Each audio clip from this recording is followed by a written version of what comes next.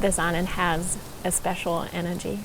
The glimpsing point that I had where I really felt I want to create that was such a teacher training in Bali. There was a moment where I thought it's time. I just felt, okay, this is what I want to do. And also of having that intention of creating space where people can meet themselves on a very deep level.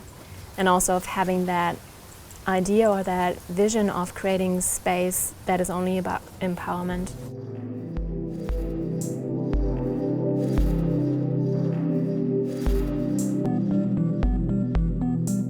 I think the whole setting was just magical. It was a really small community. We were, I think, 12 people, and that was perfect. And I think if you want to dive deeper into yourself, then you should definitely do it in Bali.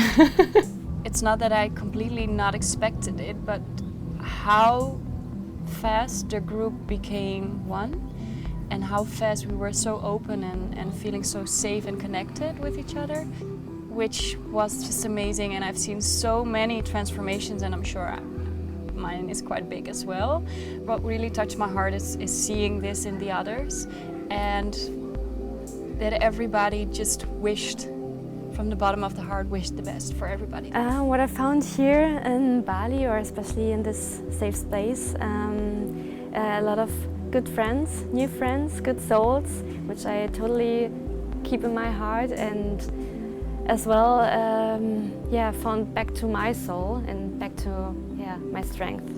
I learned to listen and to feel my body more than to be in my head and continue every day and not really listen to what I want. I learned to put boundaries for myself. I learned that I'm okay.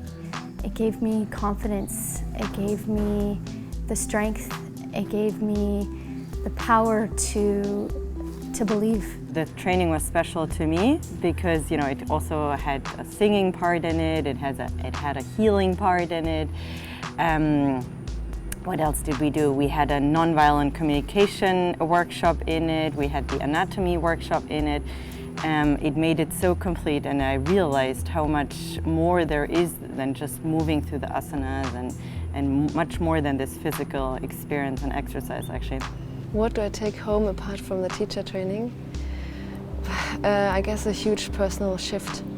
This was a very intense time for me, personally, emotionally.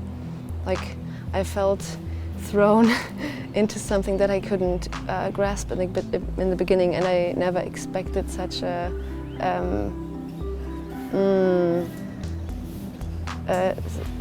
personal, deep adventure. We all had it inside of us from the beginning, and that's what we were led to discover here with Frauke as our leader and as our teacher. And she does see you at eye level, and she really shows you what it means to just be pure love. What I feel this island does do to people is it just supports the spiritual journey, whatever that means for the individual. You have so much ceremonies here on that island, so the energy is quite high there. There are prayers in the air, actually all the time. And so that creates a certain energy.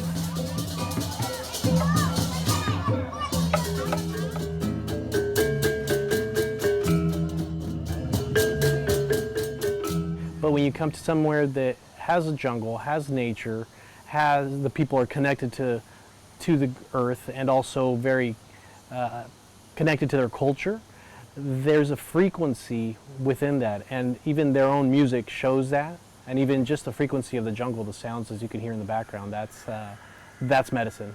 The human voice is one of the most powerful tools as a profound instrument for healing, and also given the proper practice of how to produce the voice, or we call it voice toning, it can clear a lot of blockages. Very important for me to feel that the group feels safe. Smile. When they feel safe and relaxed, they're comfortable and they're more open, they're more free. It's quite liberating. And VC stands for nonviolent communication. So it's an actual technique, a 3-step, 4-step technique actually, which is very simple. And if you apply it, you go into your heart versus being in your head naturally without forcing. Just the process of it makes you go talk heart to heart compared to ego or head to head. The NVC tool is an essential tool to have as a yoga teacher. You can be very grounded with that technique and answer without getting any sort of personal interpretation into what you're dealing with. So it's almost like a white canvas. You show up as a white canvas and you're just present and very connected to the need of that person at the moment, and you can respond in a very loving, compassionate and empathic way.